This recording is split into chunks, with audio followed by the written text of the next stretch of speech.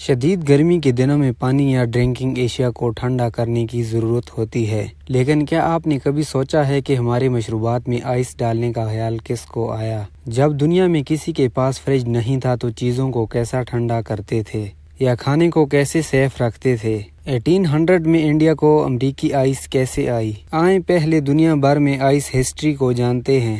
Ice کو ہزاروں سالوں سے کھانے پینے کی چیزوں کو ٹھنڈا کرنے اور محفوظ کرنے کے لیے استعمال کیا جا رہا ہے، کیونکہ زمانے قدیم میں پانی کو آرٹیفیشل طور پر فریز کرنے کا کوئی طریقہ نہیں تھا۔ اس لیے لوگ سردیوں کے دوران پہاڑوں اور آبی ذخائر میں نیچرل طور پر بنی آئس کو جمع کر کے آئس ہاؤس میں سٹور کرتے تھے۔ دنیا کے ایک اور حصے میں فارسیوں نے بھی 400 قبل مسیح میں آئس کو سٹوریج کرنے کا طریقہ تلاش کر لیا تھا۔ انہوں نے بہت موٹی دیواروں کے ساتھ بڑے بڑے کنٹینر بنائے جو اندر سے آئس کو کنڈکٹر کر دیتے تھے، اور لو ٹمپریچر کو برقرار رکھنے کے لیے انہیں زمین میں 10 فٹ گہرا دفن کر دیتے تھے، اور سالٹ پیٹر آئس کو میلٹ ہونے سے روکنے کے لیے اس پر چھڑکا جاتا تھا۔ مشروبات زیادہ تر شراب کا پہلا کانسیپٹ قدیم زمانے میں پایا جاتا تھا، جب شہنشاہوں کے لیے پہاڑوں سے آئس کے پیسز کو شراب کی سرخ لمبے لمبے جگہوں کو ٹھنڈا کرنے کے لیے لایا جاتا تھا۔ اسی طرح انڈیا میں بادشاہوں نے 1500 کی دہائی میں کشمیر سے آئس بلاکس کو امپورٹ کرنا شروع کیا۔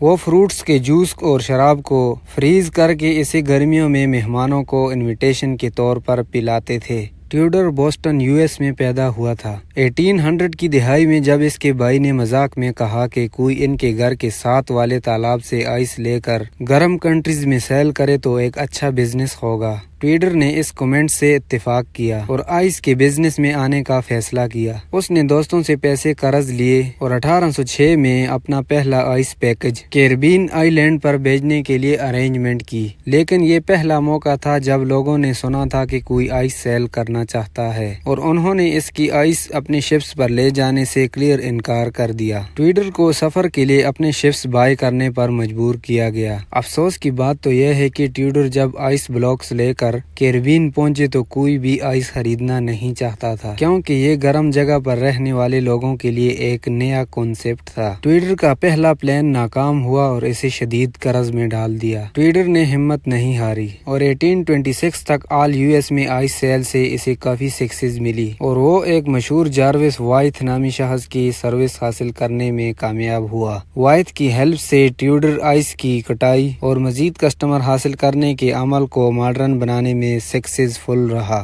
اس آئس بزنس سے US کو بڑا فائدہ ہوا۔ US نے آئس کے ساتھ میٹ یعنی فریش گوشت ایکسپورٹ کرنا شروع کیا۔ ٹویڈر کا سب سے بڑا کسٹمر سیموئیل آسٹن کی شکل میں آیا۔ وہ ایک بزنس مین تھا جو اکثر انڈیا میں بزنس کرتا تھا۔ آسٹن جانتا تھا کہ انڈیا میں انگریز ہمیشہ گرمی میں لازوال چیزیں بہت پسند کرتے ہیں۔ اس وقت انڈیا میں نیچرل طور پر بنی آئس کے پلیسز بہت کم تھیں۔ آئس کنگ انڈسٹری نے اس گیپ کو پر کرنے کا فیصلہ کیا۔ آئس کنگ انڈسٹری کے پاس ٹاپ کوالٹی کی آئس تھی اور جلدی پگھلتی بھی نہیں تھی، اور انہوں نے سوچا کہ آئس کا سیل کرنا وہاں بہت اچھا بزنس ہوگا۔ سیموئیل آسٹن نے ٹویڈر کے ساتھ شرکت کی اور اپنے بحری جہاز پر 180 ٹن آئس کو لوڈ کر کے کولکتہ کی طرف روانہ ہوئے، اور 4 مہینوں کا سفر کر کے 12 مئی 1833 کو جب انڈیا پہنچے تو آئس میلٹ ہو کر 100 ٹن رہ گئی تھی۔ ٹویڈر آئس کمپنی کی 100 ٹن آئس کی پہلی شپمنٹ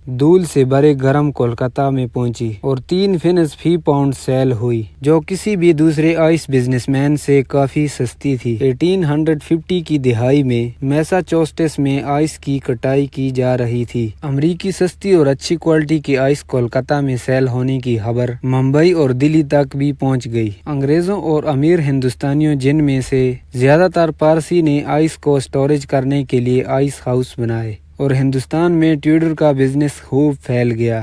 اس کی لو پرائسز کی بدولت آئس جلد ہی مڈل کلاس ہندوستانیوں کے گھروں تک پہنچ گئی۔ انڈیا میں ٹویڈر کی آئس کی سلطنت اگلے 20 سالوں تک بڑھی، جس سے اسے $2 ملین سے زیادہ کا پروفٹ ہوا۔ ممبئی، کولکتہ اور چنئی میں آئس ہاؤس آج بھی کھڑے ہیں۔ 1844 میں انوینٹر اور ڈاکٹر جان گوری نے ایئر کنڈیشن ایجاد کیا، اور اس کے فوراً بعد آئس بنانے والی مشینیں بھی ایجاد کی۔ اس نے آئس کی انڈسٹری کے زوال کو خطرناک طریقے سے شروع کر دیا، جس میں ٹویڈر آئس کمپنی بھی شامل تھی۔ ریفریجریٹر 913 میں ایجاد ہوا، جس نے آئس سیل کا بزنس مکمل طور پر بلاک کر دیا، کیونکہ فریزر کی مدد سے لوگوں نے اپنے گھروں میں آئس بنانا شروع کر دی۔ اس طرح آہستہ آہستہ آئس کنگ کا خاتمہ ہو گیا۔ لہٰذا اگلی بار جب بھی آپ اپنے مشروبات میں آئس کیوبز شامل کریں تو آپ جانتے ہیں کہ تھینکس کس کو بولنی ہے۔ سی یو نیو ویڈیو۔